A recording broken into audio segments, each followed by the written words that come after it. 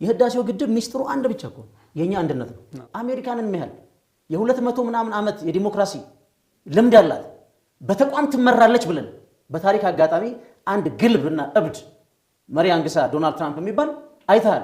አሁን እነዚህ ዙሪያ ጠቅላላ ያለው ኢሳያስ አፈወርቂ እንደ ሊንክ አድርጎ ነው ሊጠቀም ሞክረው ህወሓትና ብልጽግና ኢሳያስን በትክክል ተንትነው የኢሳያስን ፍላጎት ቢያውቁት ኖሮ ዛሬ ይሄ ሁሉ ኪሳራ ውስጥ አንገባም ነበር። ትልቁ የኢሳያስ አፈወርቂ አደገኛ ነገር ተገማች መንግስት አይደለም። ኢሳያስ አፈወርቂ በሚቀጥለው ወር ምን እንደሚያስባታ ለምሳሌ ወንበር ላይ ቁጭ ብሎ ነው የሚወስኑት። ቢያንስ አሁን ጠቅላይ ሚኒስትር አብይ ወደ ጦርነት ልግባ ቢል እንዴት እናድርግ ፓርላማው ምን እናድርግ ብለው ብቻቸውን እንኳን ለመሄድ ብዙ የግድ የሆኑ ስቴፖች መሄድ አለባቸው። ኢሳያስ አፈወርቂ ፍላት ነው። ኢሳያስ አሁን በትግራይ ህዝብና በትግራይ ኢኮኖሚ ህልውና ላይ ኤርትራን ማስቀጠል ነው የፈለገው ጨርሶ። ግን ኢሳያስ አይቆምም። ከዛ በኋላ ጥቅሙ ደግሞ ኢትዮጵያ ውስጥ ማይሳካ ከሆነ ቀጣይ በኢትዮጵያ ውስጥ ባሉ የፖለቲካ ወይም የኤሊቶች ልዩነት ውስጥ ነው የሚገባው። መሪ የለውም ኢሳያስ ሰርቶ ይበለጽግ ሰው አይደለም። ኡጋንዳና አንጎላ ላይ ያሉ የኤርትራን ባለሀብቶች ቢፈቀድላቸው ዓለምንም ቅድመ ሁኔታ ኤርትራ ውስጥ እንዲገባ ሀብታቸው እንዲያፈሰን ኤርትራ በ5 እና 10 ዓመት በምስራቅ አፍሪካ ትልቋን ኢኮኖሚ መፍጠር ይችላል። ኤርትራኖች ሰራተኛ ህዝቦች ናቸው።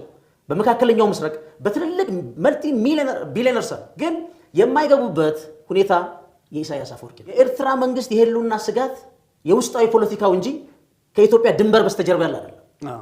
ዲሞክራሲ ሳትፈቅድ በኢኮኖሚ ሳታበለጽግ የመናገር ነፃነት ሳይኖር የሚዲያ ኢንፍራስትራክቸር ሳይኖር ህዝብህን በድህነት ገዝተ ይዘ ያ ስጋት ሳይሆንብህ ተጨማሪ ከውጭ ይመጣ ስጋት አይደለም። የኢሳያስ አፈወርቂን የተሳሳተ ማንነት የኢትዮጵያ መንግስት ገልጦ ማሳየት አለበት። እኛንን ትልቅ ህዝብና መንግስት ከዚህ በፊት ታስታውሳለህ እኮ የጦርነቱ አንዱ ነፍሳቸውን ይማረውና ፕሮፌሰር አስራት እኮ የአሰብና እንትን ታስታውሳለህ ወደብ ጊዜ ሲደረግ ግድ የለም ሁለት ሀገር መሆናችን ካልቀረም በህግ እንሰራ ብሎ ነበር። ቤታችሁ ነው ተጠቀሙት ብሎ ነው የተናገረው። ከዛ በኋላ ያን መያዣም ይዞ ነው ትልቅ የኢኮኖሚ አቅም ሆኖ አንድ ህግ ስተታሳለ ሊያስፈራራን ጦርነት ውስጥ የገባና ጉሮራቸውን አንቃለሁ ብሎ ነበር የመጣው። በወቅቱ የነበረው የኢህአዴግ ሊደርሺፕ ግን የኤርትራን ምጽዋንም አሰብ ሳይጠቀም ደብል ዲጂት አሳድጎት ምንም የያዙት ነገር ማለት ነው እንደማንም የሱፐር ማርኬት ፓስታና ሩዝ ሸቀጥ መሆኑን አሳይተውታል። እኔ በወቅቱ ካለው አስተሳሰብ ነው ባህር ሸቀጥ ነው ብዬ አላስብም። መሰረታዊ ስህተት ነው የተሰራው። ግን አትሊስት በነበረው ኤግዚስቲንግ በነበረው የኢሳያስ በዛ አስፈራራል የሚለውን ግን በደብል ዲጂት አሳይተውት ያስከውን ነገር ይዘተቀመጥ ተብሎ እሱ ፕሩፍ ተደርጓል። ምንም አይነት ኢትዮጵያ ላይ ኢንፍሉዌንስ ያደርግ ቢችበት ምንም ኤሌመንት ነው። ኢሳያስ አፈወርቂና መንግስቱ ትንሽ መንግስት ነው፣ እኛ አይመጥንም። በዓለም አቀፍ ቅቡልነት የሌለው መንግስት ታክቲካሊ የተጠቀምበት ይሆናል እንጂ ወዳጅና ጓደኛ አድርገህ ረጅም ጊዜ አትሄድም። ኤርትራ በምንም አይነት በፖለቲካም በኢኮኖሚም በዓለም ተቀባይነትም አንዱን ቦታ ኢሳያስ የተሳካለት የለም። ይሄ ዜሮ ነው። ጠቅላይ ሚኒስትር አብይ የሚመሩት ሀገር በልማትም በዲሞክራሲም በለው በአንጻራዊነት በዓለም ህብረተሰብ ፊት ቅቡልነት ከኢሳያስ አፈወርቂ 1000% የሚበልጥ ትልቅ መንግስት ነው የመሩት። ኢትዮ ኤርትራ ጦርነት ያ ሁሉ መሬት በቦምብ የተቀበረው ከግብጽ የመጣ ግብጽ ለኢሳያስ አፈወርቂ ያቀረበችው። ዛሬ ኢሳያስ አፈወርቂ ከግብጽ ጋር ያለውን ግንኙነት አለ። የናይል ቤዚን ኢኒሼቲቭ ላይ በውጭ ጉዳይ ሚኒስትርም ብዙ የተለፋበት ነው።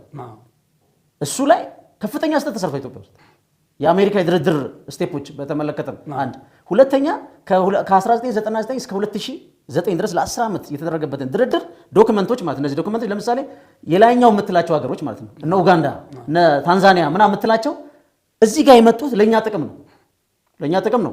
ምክንያቱም ትልቁን ውሃ እኛ እንደምናገኝ ያውቃሉ፣ የግብጽና የሱዳን ተጽዕኖን ያውቃሉ። እና ለዚህ ነው ኢሳያስ አፈወርቂን በትክክል ግንዛቤ ወስዶ አስተካክሎ የኢትዮጵያን ፖለቲካ ካላየ ነው አደግ። ለምሳሌ ተጨማሪ ኢጋድን ወሰደው። ኢጋድ ልክ ኤርትራ መንግስት ወረራ ካደረገብን በኋላ የኢትዮጵያ መንግስት ለበርካታ ጊዜ በማዕቀብ ኤርትራ መንግስት ሲመታ ዛሬ እንግዲህ ያው የቲፎዞ ጥያቄ ሊሆን ይችላል፣ ማንም በፈለገው ሊረዳ ይችላል። እኔ ከናሽናል ኢንተረስት ነው የማየው።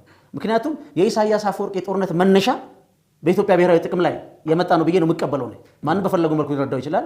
እንደ አንድ ተራ ጋዜጠኛ እንደዛ የሚገባኝ ኢጋድ እኔ ላይ ማዕቀብ ጥሏል በሚል እነ ኬንያ ለምሳሌ ወሰዳል፣ እነ ጅቡቲ ያ ሁሉ የኢትዮጵያ መንግስትና ኤርትራ በገቡ ጊዜ ለማዕቀብም ለአፍሪካ ህብረትም ለተባበሩት መንግስታትም ያን ሁሉ የኢትዮጵያ መንግስት በኤርትራ ላይ በላይነት እንዲያገኝ ሲደረግ የተባበሩ ናቸው። እነዚህን ኢግኖር ተደርጎ ኢሳያስ አፈወርቂ ምንድን ያደረጉት በኢጋድ ላይ በኢትዮጵያ በሶማሌና በኤርትራ የሚደረግ አዲስ ጥምረት ለመፍጠር ነው የሞከሩት። ኢሳያስ አፈወርቂ እንዴት አደገኛ ሰው መሆኑን የምታውቀው ትግራይ ውስጥ ያጠፋት እያንዳንዷ ነገር ቀጥላ በኢትዮጵያ መንግስት ምትለማ ነች። የኢትዮጵያ መንግስትም መልሶ ሌላ ወደፊት የሚራመድበት መንገድ መጎተቻም ነው። ዱላ ሁለት ነው፣ አንድ አይደለም። እሱ ጥላቻና በቀሉን በራሱ ስንፍና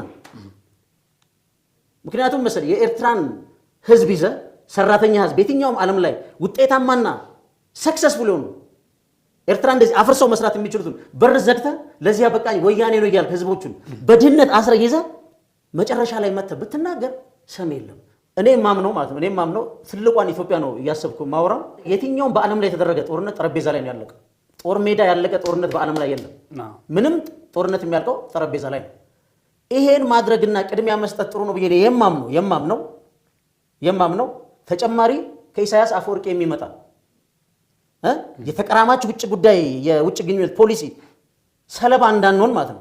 ሰለባ እንዳንሆን አሁንም ቀድሞ መስራት ነው። የብልጽግና መሪዎችና ህዋት የራሳቸውን ልዩነት ከመፍታታቸው በፊት ወይም ችግር ውስጥ ከመግባታቸው በፊት የኢሳያስን ሚና ቀምረው ጨርሰው ቢኖር ህዝባዊ ወያኔ ሓርነትም ትግራይ ሆን ብልጽግና ለዚህ በቀሉ የኔ አላም የኔ አንደርስታንዲንግ ነው እና የኢሳያስ መንግስት ወይም አገዛዝን በትክክል ማወቅ የኢትዮጵያን ችግር መፍታት ነው ብዬ ነው ማምነው በትክክል ማምነው። ምክንያቱም ኢሳያስ ሰርቶ መበልጸግ የሚፈልግ ሰርቶ አሸንፎ መውጣት የሚፈልግ ሳይሆን በጎረቤት አገሮች ልዩነት ላይ የውጭ ግንኙነት ፖሊሲውን ፖለቲካ ኢኮኖሚውን መስርቶ መኖር የሚፈልግ ሰው ፓራሳይት የሆነ የውጭ ግንኙነት ፖሊሲ የሚከተል መንግስት ነው። ይሄን በደቡብ ሱዳን አድርጎታል፣ በሱዳን አድርጎታል፣ በየመን አድርጎታል። አልፎ ተርፎ ከፓራሳይነት አልፎ ጅቡቲን በኃይል ለማንበርከክ አድርጎታል። ወይ አይነን ጨፍን ካልተባልክ የኢሳያስ ፖለቲካ በፍጹም ሊያታለል የሚችለው ጉዳይ አይደለም። የኢትዮጵያ አሁን ከትግራይ ብቻ አይደለም ማየት አለብን። ከኢትዮጵያ ቀጣይ ጣፋንታ ጋር የኢትዮጵያ ፖለቲከኞች በግልጽ የኢሳያስ አፈወርቂን የፖለቲካል ኢኮኖሚ አስተሳሰብ መረዳት እንግዲህ ከኛም ይበልጡ ትልቅ ምሁራን አሉ ወይም የሚናገሩት ድምጽ ቦታ ማጥቶ ሊሆን ይችላል። እኛ እንግዲህ ያው ተራ ጋዜጠኞች ነን። ግን እኔ ውጭ ጉዳይ ሚኒስትር በተይ ትልልቅ ሰዎች እንዳሉ አውቃለሁ። እነዚህን ሁሉ አሟጦ መጠቀም አለባቸው። ፕሬዚዳንት ኢሳያስ አፈወርቂ መረዳት የኢትዮጵያን ችግር መረዳት አካል ነው ብለን እናስባለን። ኢቭን የምስራቅ አፍሪካ አሁን ኢትዮጵያ የገነባቻቸው አንዳንድ ተቋሞች ነበሩ። እንደምታውቀው ኢጋድ ነበረ፣ ናይል ኢኒሼቲቭ ነበረ፣ የአፍሪካ ህብረት ነበረ። በጣም የቀጠና ትብብር የኢኮኖሚ ሀሳቦች ነበሩ፣ የመሰረተ ልማት ስርዓቶች ነበሩ የተጀመሩ ማለት ነው። ምንም ይሁን ምን በዛ ውስጥ የራሳቸውን ሀብት ለማከማቸት ተንቀሳቅሰዋል የሚባሉ ቡድኖችና ኃይሎችም ግለሰቦች ቢኖሩም እነዚህ ተቋማት በሙሉ ለኢሳያስ አፈወርቂ ሲባል ተበትነዋል። ኢትዮጵያ ነበረች ይዛቸው የነበረች እንዲህ ላሉ ሆነዋል። የገቡ ሰዎች ወይም ሀቅም የላቸውም። እነዚህ ቀጠናዊ ተቋማትም እየተዳከሙ መጥተዋል። የደቡብ ሱዳን ጉዳይ ስታነሳ ነበር ቅድም። ደቡብ ሱዳን ምን እንዳደረጋት ኢሳያስ አፈወርቂ እናስታውሳለን። ጅቡቲን እኮ በኃይል ለማንበርከክ ሲል የኢትዮጵያ ጉሮሮ ጅቡቲ ስለነበር እሱንም እቆጣጠራለሁ የሚል ሂሳብ ይዞ ነበር የተነሳው። የፈረንሳይ አጋር ስለሆነ ማለት ነው። ነገር ግን ፕሬዚዳንት ኢሳያስ አፈወርቂ ከዚህ በፊት ምን ብለው ነበር? ኢትዮጵያን ለመግዛት በታትነህ ነው መግዛት ያለብን። ይሄን ትግረኛ የሚችሉ ሰዎች ያውቁታል። ትግረኛ ባይችሉ እንኳን አማርኛም ሌላ ኦሮሞኛ የሚሰሙ ሰዎች ቢሰሙት ያውቃሉ። ከዛስ